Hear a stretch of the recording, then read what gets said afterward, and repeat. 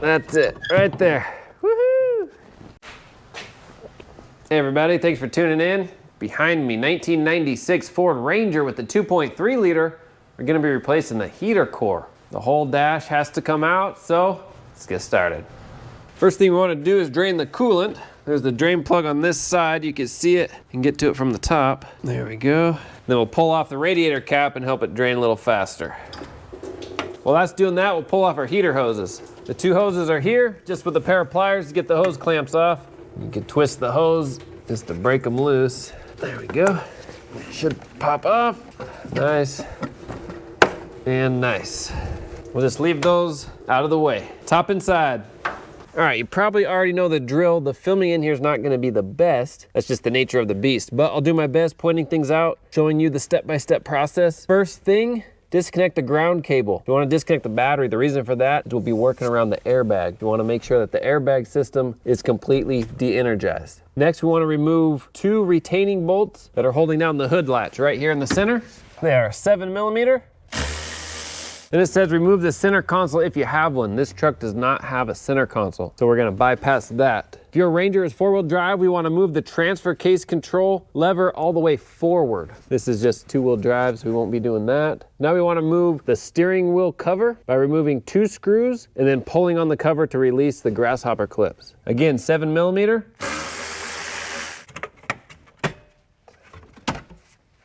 Next, there's a bracket to the right-hand side of the gas pedal. If you follow this trim right down here, you'll see it underneath. I'm just moving the bracket completely. Now the steering column reinforcement bracket can come out. There are 6 bolts, 8mm. There we go. Now we want to remove our steering column yoke. There are 2 13mm nuts. It's just this little U-shaped thing here. That's our yoke. Now we want to open our fuse panel over here, and there should be 2 bolts inside.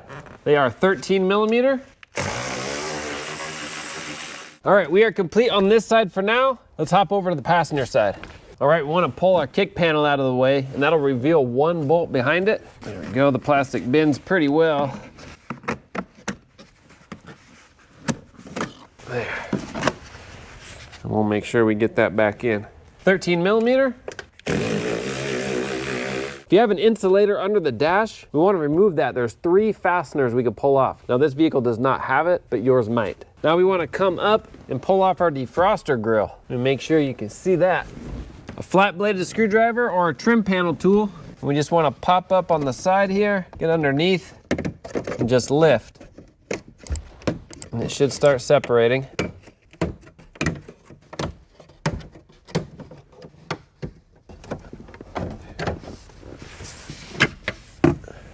Now that reveals 2 13mm bolts and 2 7mm bolts. Okay, that should be it. Let's see if this pops out like it says. Now, there will be electrical connectors that will want to pop out as needed. Okay, there is an additional 13mm over here. Yep, that was it. Okay. Ah, a pencil. All of the connectors can be removed by the kick panel. So that's all the connectors. So my question is the steering wheel. It never mentioned anything about pulling the steering wheel out. So how does that all work? All right, I'm gonna fiddle around over there a little more to see if we have access to our heater core. Okay, over here there are 2 more 13mm nuts for the steering wheel that the manual didn't account for. And they look exactly like the first 2 we took off. There we go, now it separates from the steering wheel. Still not wanting to pull out though. I think we're just stuck on all that wiring over there. Well, that does help this side come out just a smidge more. I think we can work with that. I'm just gonna use a piece of wood to block up the panel, kind of hold it up for me. Let me pull you in to show you what we're dealing with. So the heater core lives under that top housing. But in order to get that top housing off, we have to get that bigger housing out to give us a little more room. In order to get the heater core box out from the inside, we have to move back our AC box from the outside.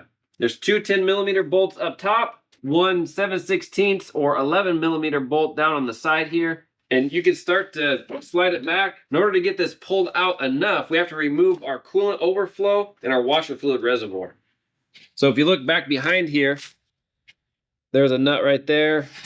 There's another nut down there. You can see it. Then another nut on the other side of the heater hose there. Kind of hard to see. And then there's one even back behind the engine. You'll be able to see it when you peek around there. We need to get all those off. And of course that one inside the cab. Okay, I got the 5 bolts under the hood. The 1 bolt down here makes a total of 6. Let's see what we can do here. I wish this dash came all the way out. Let's just see. There we go.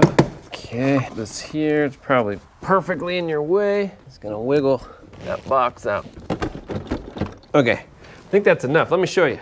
We just have a series of bolts. There's 1, 2, one in the middle. Looks like another one here and another one here. Once we get those off, this cover can come off. And I think we have enough room to clear our hoses and get our heater core out. Let's try it. I know a lot of the dash is in your way. These are 8mm. There we go. That's that. And the heater core box needs to drop down a little. There we go. That's it, right there. Woohoo! All right, we got the old heater core out. That's a win. So now we're gonna go ahead and put in the new one, slap everything back together, go through a bleeding procedure for the coolant, and we're done. All right, make sure the new one matches the old one and we have all the foam that it comes with. Now let's just put it in. Nice, that slid in actually really nicely. A lot better than it came out. Now we'll put our cover on. So now we just push this whole heater box back in. I'm gonna move you real quick.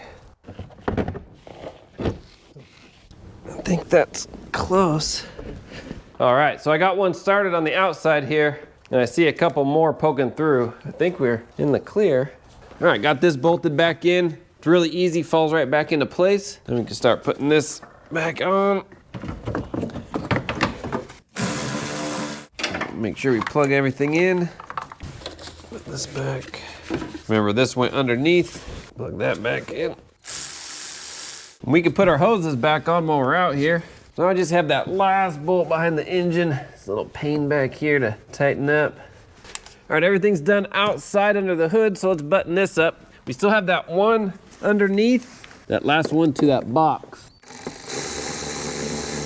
Okay. Now, a few things came unplugged back here, like the antenna and the vacuum lines for the heater switch. We'll make sure we get those things. So let's go ahead and set this back. Figure out where to grab onto it. Let's put a bolt here. I'll put another bolt just to kind of hold this side for me.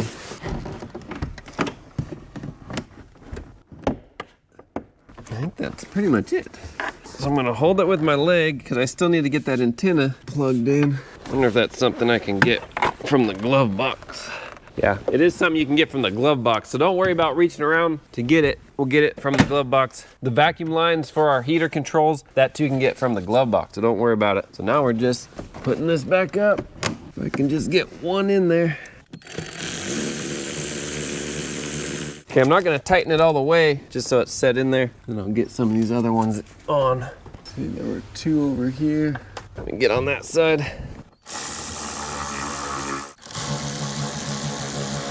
Okay, so now I'm just gonna lift up as high as I can.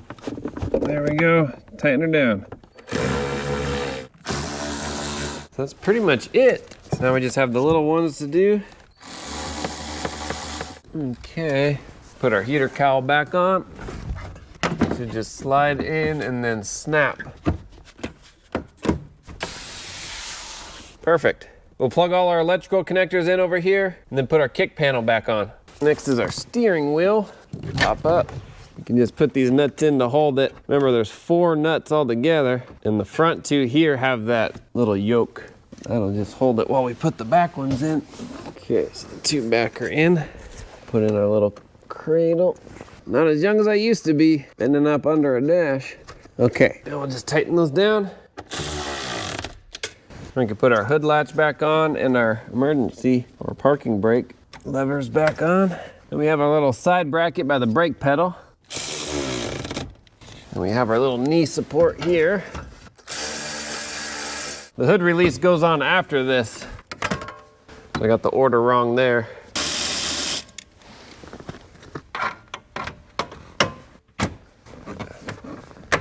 Fuse panel cover and the OBD2 cover came off.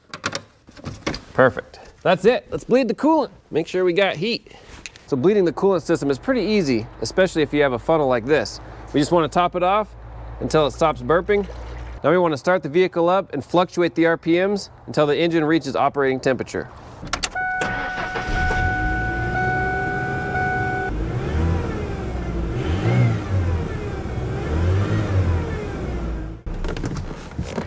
Once you've reached operating temperature, let it idle for about a minute, then turn it off and let it cool down. We'll double check coolant level once it's cold, top off as needed, and if you'd like, you can go ahead, start it up, run it through that one more time, get it up to operating temperature just one last time, and then top off our overflow. And that's it.